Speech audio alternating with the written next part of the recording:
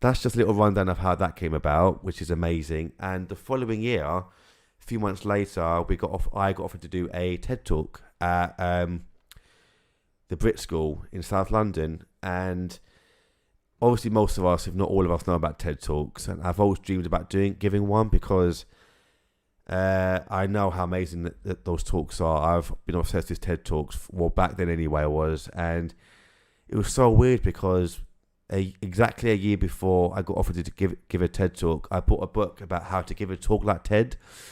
So I studied that book for ages, how to like be calm and collected and be an amazing speaker. And literally soon after the BBC One Extra event happened at Maida Vale, I got I got a phone call from an organizer at TED saying, look, you guys are amazing. We've seen your work through BBC and other places. We've known about you guys for a couple of years now. Are you interested in giving a TED talk at the Brit School at the end of the year? And I've never answered any questions as fast as that. And immediately I said yes.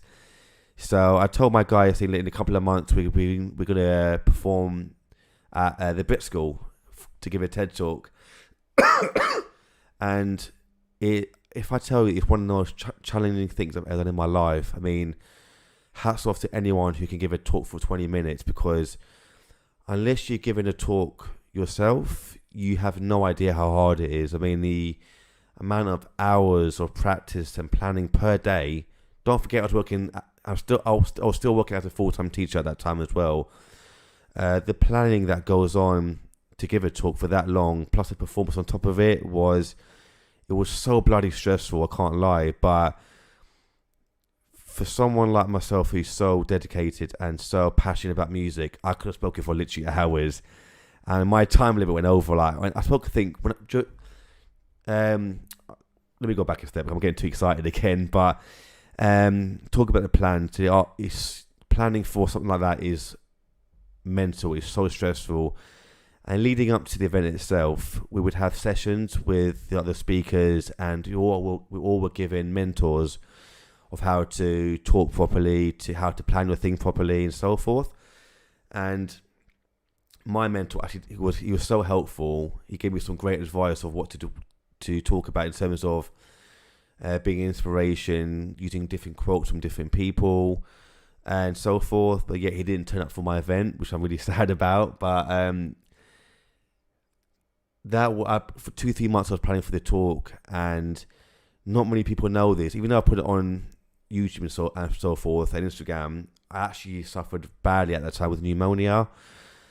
Like, things weren't stressful enough as it is. I think I might have got that because of the stress, but during my talk I had severe pneumonia. Literally, even that morning I was throwing up, almost passed out that morning, and my mum was going, you're not going down to give that talk. I don't care how you feel or what you want to do. You're not going down. You got bloody pneumonia. You're so ill. And my head was on the toilet at this time, throwing up, saying, I've got to do it. It's a TED talk. You have no idea what it's about. And I was actually meant to be at the Brit School at that time to practice our talks, but obviously my head was down the toilet at the time. So I ended up being 3 hours late. Got there at midday, meant to be there at 9, got there at midday, explained the situation, said I was really ill, but I'm fine, got on with it. I was pale as a ghost, I looked like Casper. But yeah, I got there at 12 o'clock, tried to eat a little something, practiced my talk for a while. And once my guys came in as well, we practiced our performance as well, which was an original piece that I wrote. Actually, another funny story about TED Talk as well. To add more stress, I went down to Brit School the night before the main talk itself to practice the talk and to practice our performance with the orchestra. And the idea was for me to give a talk and a performance, like I just said a million times. The original plan for the performance with the orchestra was for us to perform like a little medley of a Dr. Dre and Eminem track. I think it was Forgot About Dre into Superman, and it sounded so good. But to add more stress, she brought me to one side after the talk and performance, said that was amazing, but we actually can't perform that particular track or medley because of basically like copyright reasons. We're not allowed to release it, so you can't perform that track. do you have something else you can do? And luckily, I had an original piece written. It's like, yes, I had to like blag it. I said, yes, we did. Or not blag it because it's the truth, but I told them we got in the track, walked to my guys all sheepishly and said, look, guys, they love us, but we can't perform the medley because of copyright reasons.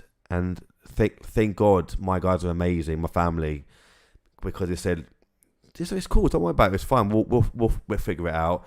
So luckily on my Dropbox, I had divisional scores, printed them off there at reception, giving them to the guys to look, please, whatever you do, as soon as you go home, practice before tomorrow, all right? And then the following day, obviously I was just in my mind, I was sweating, throwing up, the rest of it. As soon as everyone came together, we rehearsed it, then my stress levels went from right bloody way up there all the way to here. Sorry. And I was relaxed and got on stage, gave my talk, performance. I was more nervous about not passing out rather than the talk itself because obviously I had pneumonia. I didn't know that until I had pneumonia until a few weeks after when I went back to hospital for like the 5th time. And they said, oh yeah, you got pneumonia by the way. I went, oh yeah, cheers for telling me that, thanks. Because originally they told me it was a chest infection, even though I was like coughing up and throwing up blood and the rest of it. But that's doctored for you. But anyway,